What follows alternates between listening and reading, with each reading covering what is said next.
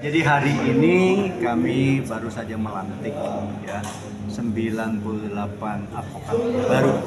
Mereka berasal dari DPC Madiun, Kediri, ya, Malang dan Sidoarjo.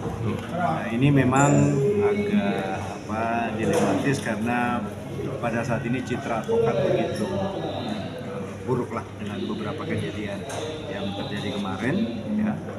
Tetapi kami berharap bahwa Peradi Suara Advokat Indonesia ini memang secara serius melakukan pelatihan segala macam sehingga ke depan betul-betul dan sampai dengan saat ini kita lihat bahwa sungguh-sungguh advokat-advokat dari Peradi Suara Advokat Indonesia itu bisa menjunjung tinggi kode etik dan profesionalisme. Sampai sekarang di Indonesia ataupun Jawa Timur sendiri ada berapa anggota di sini? Anggota di Jawa Timur itu mungkin sekitar 1000-an. Detailnya karena kita ada sejumlah DPC di sini, 8 DPC. Ya, jadi Jawa Timur cukup besar lah. Ada program atau planning khusus mungkin 3 bulanan atau ini untuk program atau planning khusus untuk untuk edukasi atau gimana? Kalau program ya, tentu yang paling penting adalah bagaimana supaya dari waktu ke waktu secara periodik kita mengadakan yang namanya pendidikan hukum lanjutan. Itu harus ya. Dan ke depan tentu kita juga harus melihat pematangan mengenai kode etik.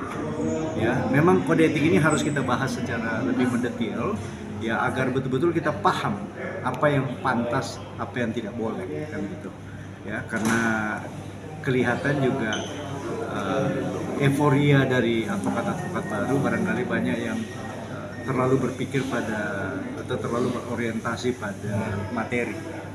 Ya, toh? Padahal ada tugas-tugas mulia yang harus dibimbingi oleh advokat. Itu ya memang dia harus melakukan pembelaan terhadap hak-hak warga negara gitu ya dan penegakan keadilan itu yang utama. Bahwa mengenai rezeki segala macam tentu itu akan mengikuti. Kalau memang kita profesional, kita baik dalam mengerjakan tugas profesi kita, dengan sendirinya materi ataupun penghasilan akan juga baik. Ya. Pak, untuk tantangan ke depan teman-teman advokat seperti ini. Tantangan ke depannya adalah bahwa dunia berkembang begitu cepat. Ya, kita mengenal ada artificial intelligence segala macam. Jadi beberapa pekerjaan advokat itu bisa terambil alih gitu ya. Misalnya membuat kontrak-kontrak sederhana, itu sudah bisa dikerjakan oleh artificial intelligence. Dan juga tentu berkembangnya hukum yang begitu cepat. Nah, kalau mereka tidak mampu untuk mengikuti perkembangan itu, tentu akan ketinggalan. Ya. Dan menurut saya pendidikan tinggi hukum ini mesti dibenahi. Kita harus memperkuat logik, ya, logika berpikir, dan juga mengembangkan cara untuk menulis dengan baik. Karena kelemahan advokat kita sering sulit untuk menulis dengan baik. Nah, ini harus diperkuat ke depannya. Di pemerintahan baru Prabowo, Pak, mungkin ada harapan dan apresiasi atau apa nih? Harapan kami begini, ya, bahwa penegakan hukum yang berkeadilan sungguh-sungguh diupayakan supaya bisa ditingkatkan, diperbaiki, ya, dimaksimalkan. Kenapa? Karena kepastian hukum itu penting bagi investor asing. Target Prabowo, pemerintahan Presiden Prabowo adalah mencapai pertumbuhan ekonomi 8%. Itu tidak mungkin dilakukan hanya oleh investor dalam negeri. Ya, karena itu kita giat betul untuk mengundang investor asing untuk masuk. Nah, tetapi kalau penegakan hukum kita tidak baik, ya mereka khawatir dong untuk masuk. Ya, masuk uangnya sudah diinvest, kepastiannya nggak ada, pasti nggak mau.